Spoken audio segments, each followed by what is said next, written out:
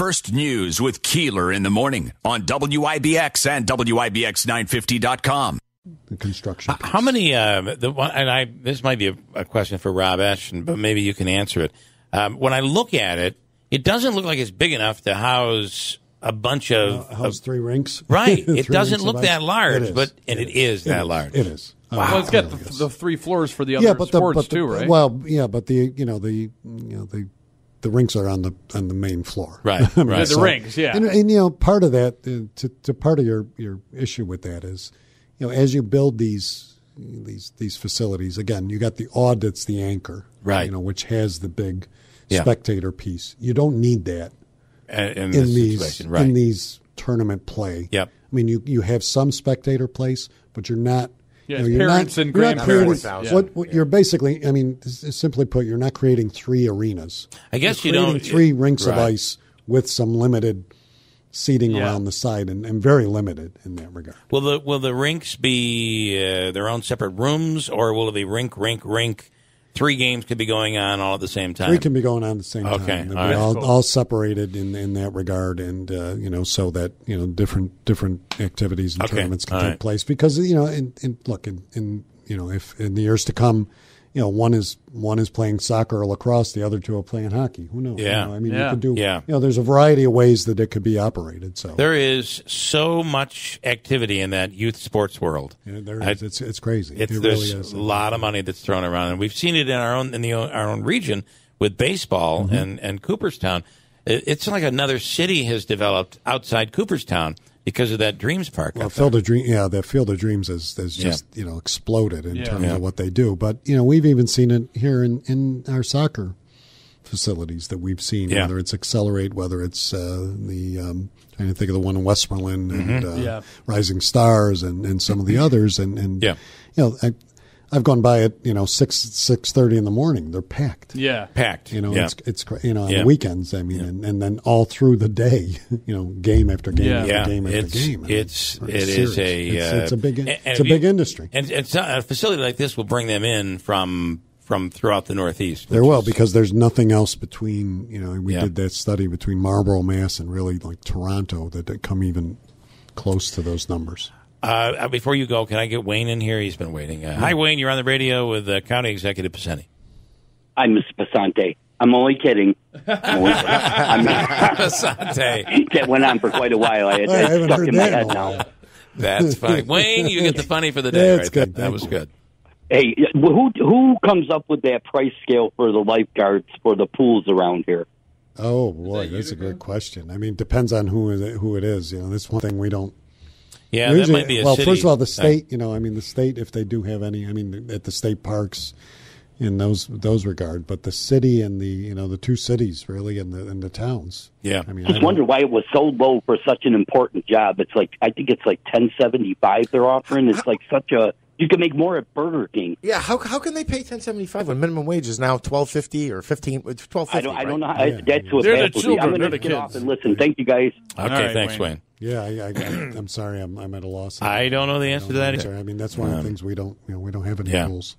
Monaski. We've got a question here from Rocky. It's about the hospital and the hospital garage. Sure. Yeah, I was going to ask about that. Yeah. Sure. Ask the county executive how it could cost over $2 million to simply come up with a plan for the garage. The firm they hired is charging about $10,000 an hour, according to my calculations. Well, and I want to add to that, too.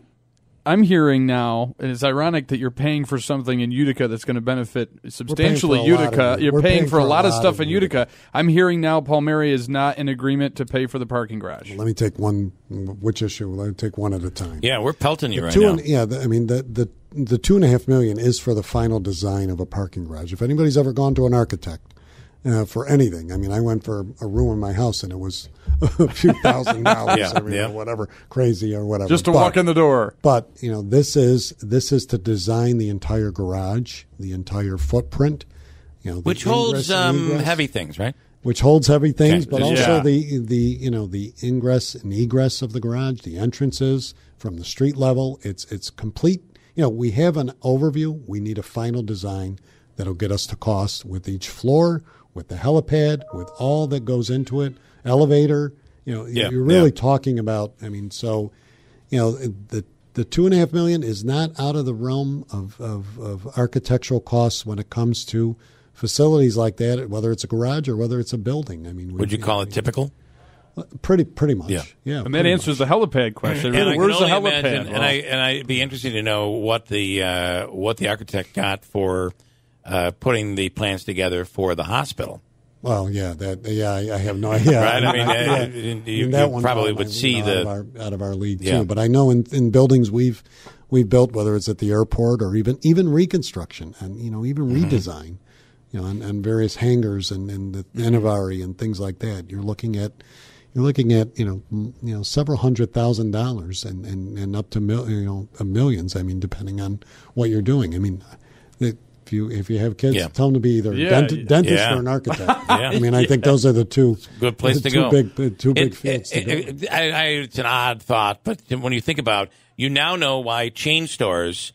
Everyone looks the same, right? You drop one plan and they use it for 150 stores. That's a good point. So they get what do they get? What is it for? All right, the other part was royalties. The Utica. So let's talk about that, because that's been the sticking point for a while. And quite frankly, we have been delayed on this project, not just because of the pandemic, which has delayed everything, but also because a lot of this stuff should have been done months ago. This agreement that I sent to the board was originally sent to them or was supposed to go to them in November, but the board kept asking where's the city of Utica, and quite frankly I couldn't get a straight answer, and it's taken a while, and then I was given an answer that there's no appetite from the council or to do this project. So I had to regroup, went to the state went to the state, and expressed, my frustration, and we have been able to secure a $10 million URI grant, of which some was going to go to the city for some of their work on their garages. But I said, look, I've got a hole and I've got a gap, and I can't. I had a commitment. That's the other thing. I had a commitment. But there's a surplus in the city, isn't there? I don't know. There's, we are making, and so. Can I stop for a second? Sure. So you're saying that the garage is going to be built without any city of Utica? Right now. Yes. Wow. Yes. We That's are, big, and look, news. when you look at, we're making this county government's making significant investment in Utica and throughout the county. We've done it in Rome as well, but we've had partnerships too. Nexus, again, let's talk about Nexus. There's no city money in Nexus.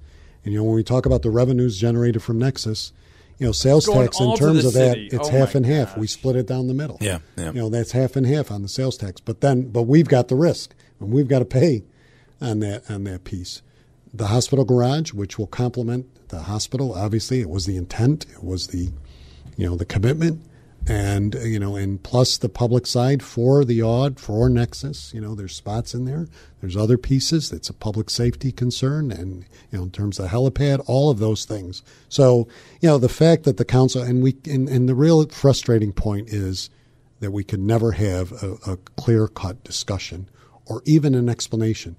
I sent all of the information to every council member on the MOA that was signed, on the scope of the project, what we were looking at, got no response, no request to meet with them, no interest to meet with anybody or even have a discussion about what this project was about. We're about to lose the TV audience, but let's keep going if we can on this topic here. This is the mayor changed course or the council is changing course? Well, they both changed course, basically. Well, I don't know if the council ever, and whether they were ever properly briefed, I can't answer that.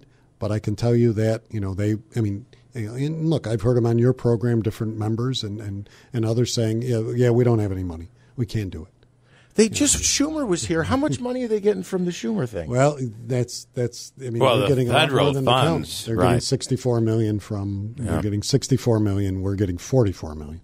But I had, but again, I am going to say this, and I've said it repeatedly, so it's not disparaging anybody. We're the ones that suffer the revenue loss. We're the ones that suffered the cost. The pods that I have to. I'm still expending money on the county's end of things. Lost sales tax revenue, lost gaming revenue, lost bed tax revenue, lost. Spent millions of dollars in PPE for all levels of government, and stayed open every single day during the pandemic. Who's handling the purchase of the remaining holdouts? Well, on the footprint of the garage, we are. You guys have to handle that. Okay, we are. I was told we had gotten sued by the LLC that owns Enterprise a couple weeks ago, and yesterday I was told that Mr. Truitt and Serini have also sued us. Okay. So again, and that's another dilemma. It'd be a very interesting garage built right around. If I could, I would do that. Absolutely. It'd be up. Quickly, we're out of time. This is shocking news that has come out here today. What would have been Utica's contribution roughly? Well, we were looking at, remember, this was a three-way agreement, and that's where the council people got upset about, the 60-40 split on the garage. It was 60-40 of what was after the hospital's contribution. The hospital, quite frankly, is making the biggest contribution because of what they need in that garage. Yeah. So they're in for that. So what would have been remaining would have been the county splitting 60-40 based on the MOA that we signed, which was probably, roughly figuring $600,000, $400,000 a year. Might have been less, depending on, what other grants we could have achieved or what working together we could, find an economy of scale. The mayor had said at one point he had reduced that number by 3 times and reduced it, said, all I can do is 300, and then said, I can't even do the 300. Interesting, because it's almost as if what was played here was a tough game of, hey, it's your signature. We can walk away from this thing, and you're stuck with it. Yeah, sorry we waited so long to tell you. But guess what? We're walking away. What are you going to do? Right. It's almost like that's what's being said. And I have to give credit to our board of legislators, Jerry Fiorini, the chairman, and the entire board, both sides, because they have, from the beginning, said, we have to do this. It's the right thing to do. Let's figure it out. And look, they're not at all happy about the city's reluctance, but it is what it is. It is what it is. A message from a council person here. This is actually from Joe Beatrice. He said the city is giving their portion of the $10 million in URA money. $3 million to the parking garage. It was going to go to Kennedy Garage. Yeah, no, that's not their money. Let's be real clear. It was never their money. It was state money that was given, so it's not their portion. Money that comes from the state is not your portion. So you got taking one. He's talking about the grant. You're talking about the grant. We're putting money in. All right. I'm not saying that grant is my money. That's state money. I'm still putting money into that project. Okay. So let's be real. Let's not play games with funding. I like Joe Beatrice, good guy, but you can't say that, so Bill is going to give me, $100 and I'm going to give it to Andrew. Bill gave it to me. Who gave you the money? Yeah. Right. Bill gave you the money. The state gave us the money. The state came to fruition because the city did not honor their agreement. Let's be real honest. Let's say what it is. All right.